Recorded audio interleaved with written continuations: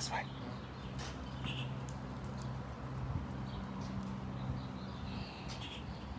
Good morning, everybody.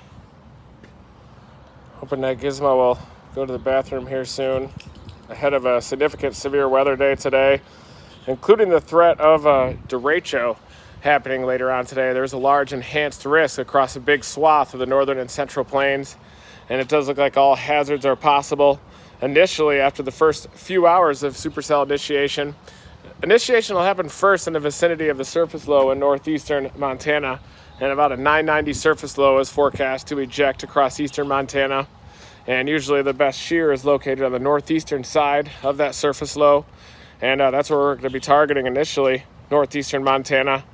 Linked up with Captain Vanover, world champion drone racer, and he has built a Dominator FPV high-speed drone capable of speeds of like 150 miles an hour, a thrust-to-weight ratio of 15-to-1.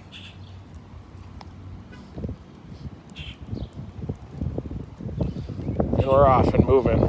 It's usually a good sign for bowel movement. And looks like the strongest wind shear is going to be located just in the northeastern quadrant of that surface low, where you get those easterly low-level winds, 40-knot southeasterly low-level jet below that, and then a southerly low-level jet about 2 kilometers above the ground, 2 to 3 kilometers above the ground. And definitely a lot of instability, ample instability. Threats of tornadoes, guerrilla hail, at least for a couple hours after initiation. And then there's going to be a pretty rapid congealing of these supercell storms into a derecho event. Come here, Giz.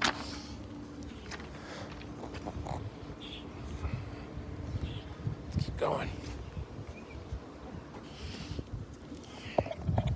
But I was going to do a traditional briefing for this, but since we're outside trying to coerce Gizmo to use the restroom, we're just going to have to kind of do a casual briefing out here. If I have time, and if she produces here pretty soon, then I'll do a traditional briefing with the maps, model analysis, and whatnot. Probably will do that anyway. But it's going to be a significant severe weather day today. Supercells firing initially in the vicinity of that surface low in northeastern Montana, and then building down the North Dakota-Montana line, building all the way down the South Dakota-Montana line toward the Black Hills as well. And another cluster, a southern mode, could develop in the Nebraska Panhandle.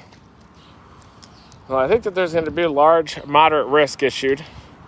A lot of people have been mentioning June 6, 2020 as an analog.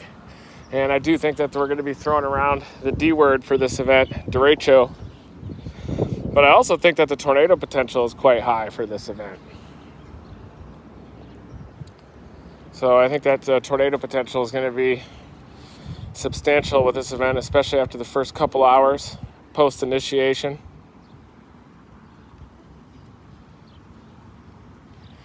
And that's going to be initially to the northeast of the northeastern Montana. We will have a crew today. Tried to get Mike Scantlin and Connor to come up as well, but they couldn't get away from work. But we've got the drone racer up here. Sean is up on the Canada side. He's going to be chasing today up there with Braden. I'm kind of disappointed I can't chase in Canada for these last 2 years after 15 years straight heading up there. Pretty much put chasing on the map up in Canada, and then it's disappointing you can't chase. But it's awesome to see everybody out there chasing, and the Canadians have kind of formed their own community, which is really cool to see. A lot of good chasers up there. But selfishly, I want to chase Canada as well. But I think the best target area today is going to be in northeastern Montana. And that's where I am right now, basically east central Montana. I'm in Glendive right now, and yesterday I went to the Makashika State Park and then had to go down to Billings to pick up the drone racer. So even though I sacrificed some top tier structure, it's going to be to get an unprecedented shot and also to test out racing drones as a delivery mechanism.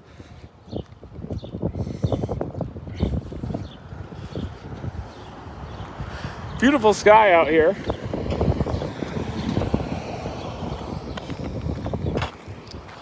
See if Gizmo will go to the bathroom along this grove of cottonwoods here.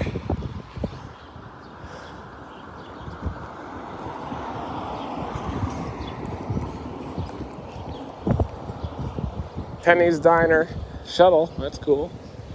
Penny's Diner here is open 24/7. Might swing through there and grab some breakfast a little bit later. This way, come on. Jeez. Come on. Well, okay, we'll go this way then.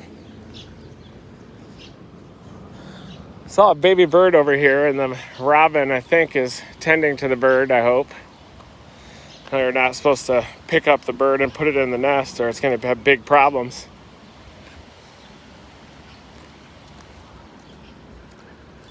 Look, Giz. Fire hydrant.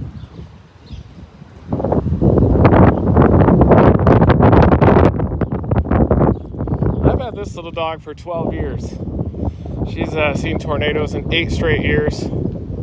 More tornadoes than any other dog. More tornadoes than most storm chasers. Category 5 hurricane. So Gizmo's seen it all, everybody. That's for sure.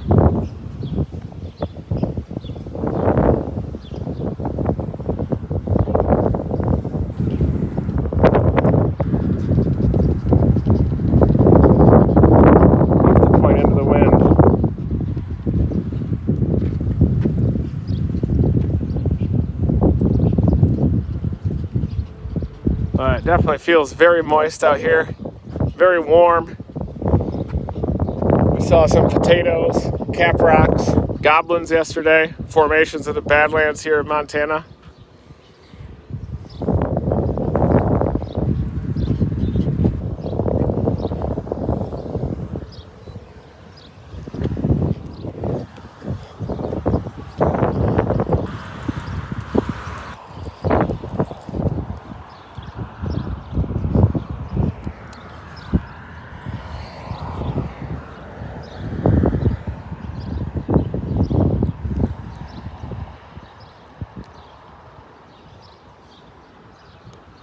Yeah, I think they're going to issue a moderate risk for this event.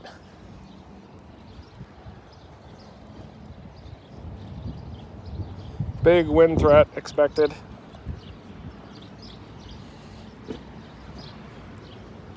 Hi.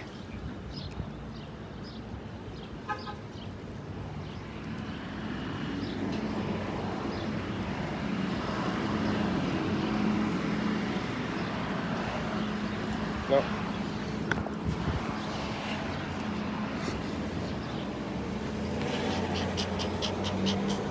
The key to a big storm chase is for Gizmo to go to the bathroom, but she's not feeling it yet this morning. Maybe just a little too humid for her. This is the day that she'll go. If there's ever been a day.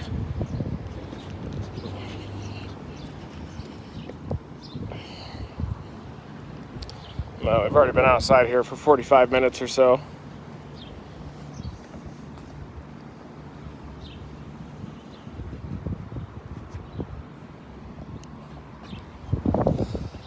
So, probably going to grab some breakfast at Penny's Diner. Famous Penny's Diner here in Glendive.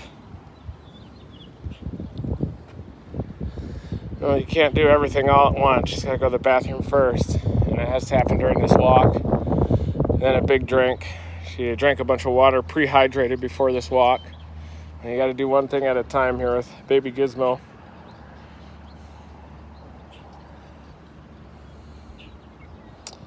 I know, everybody's a dog expert.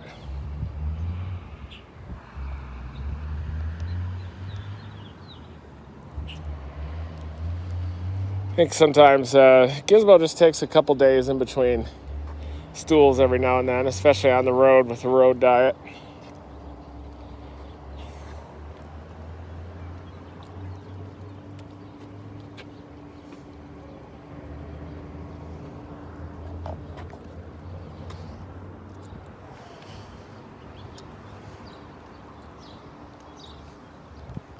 Can't put too much pressure on the little one.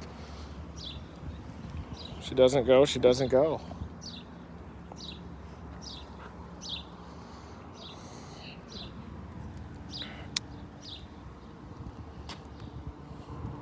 Boy, does it feel hot and humid out here. Explosive development of supercell storms is anticipated.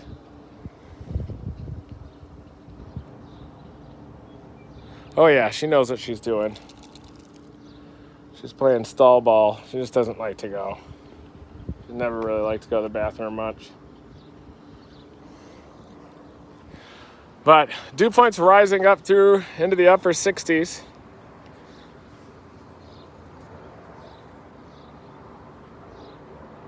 Yep, we'll be live. I expect rapid supercell initiation in the vicinity of that surface low at about 4 to 5 p.m. And that's going to be in northeastern Montana. And then those are going to build down the North Dakota-Montana line and down toward the South Dakota-Montana line.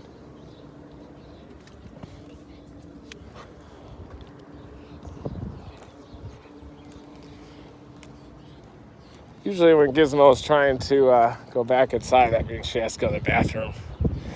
Stool production is going to be happening.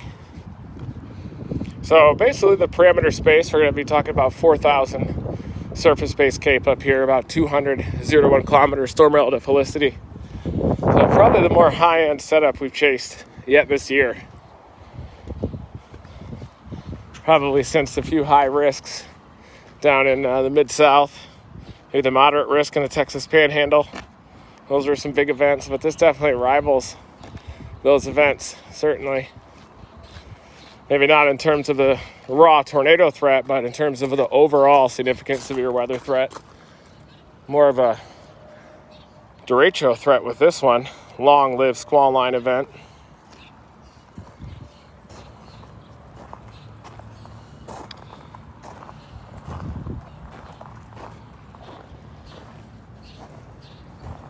She'll go when she's ready.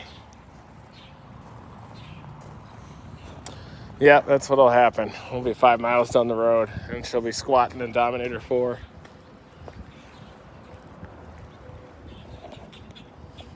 We're on the move now.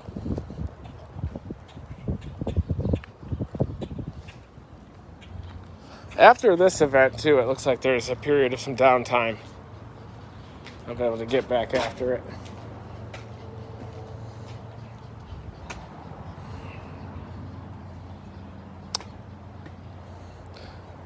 Oh, I love tornadoes. They're organization.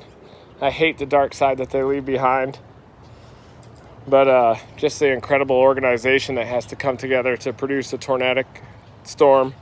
Perfect balance of inflow and outflow. Almost like a living, breathing organism. It's the organization that I like to see in motion. The meteorology. The combination of the events. The challenge of trying to hunt them down and find them. Tornadoes I consider more of a skill game, chasing. Hurricanes I consider just more of a raw survival experience. Kind of getting damp out in there and just kind of suffering through it. But love hurricanes. Hate the dark side that they leave behind as well.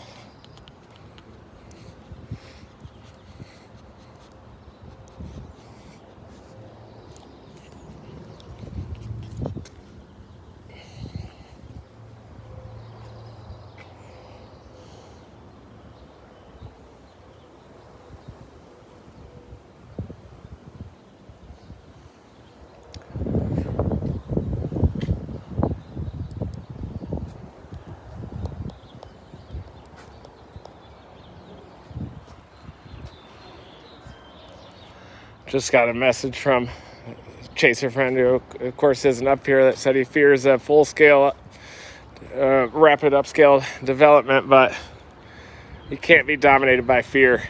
And plus, it's all about covering all different weather, not just supercell storms, tornadoes, gorilla hail, and derecho, but you got to cover all those things. So if there is a rapid upscale evolution, that's not something that I fear.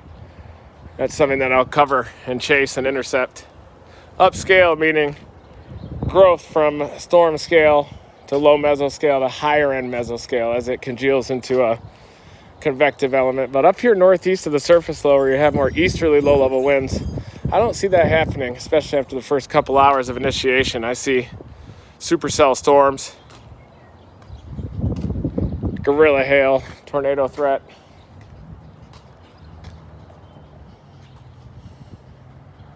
That's definitely what I see. So thank you everybody for tuning in this morning for this live briefing. I know it's a little bit casual, kind of more of a walk and talk here today, but a big storm chasing day expected. We're going to have the Dominator FPV out here, world champion drone operator Alex, the Captain Vanover, will be out here. It's like a 2 to 3 year run for his world championship through DRL, Drone Racing League. And he's going to try to approach the tornado right, the 90-degree angle that the tornado makes to the ground is called the corner flow. And so we're going to be ripping the Dominator FPV racing drone at speeds over 150 miles an hour, hitting the funnel and shooting straight up right along the funnel. So that's the kind of content that we're going after, and also testing out how viable a racing drone is as a delivery mechanism for parachute probes and other sensors, like what we launched with our rockets into tornadoes.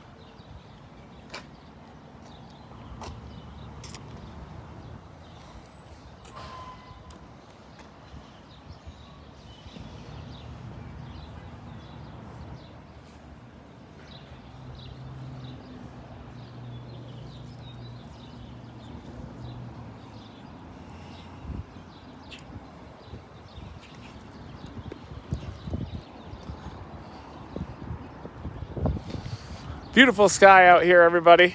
Wonderful sky.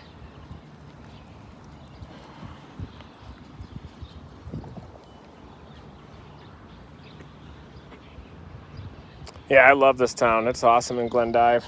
All right, guys. Looks like it's not going to happen today. Maybe tonight after the chase. Never stop chasing.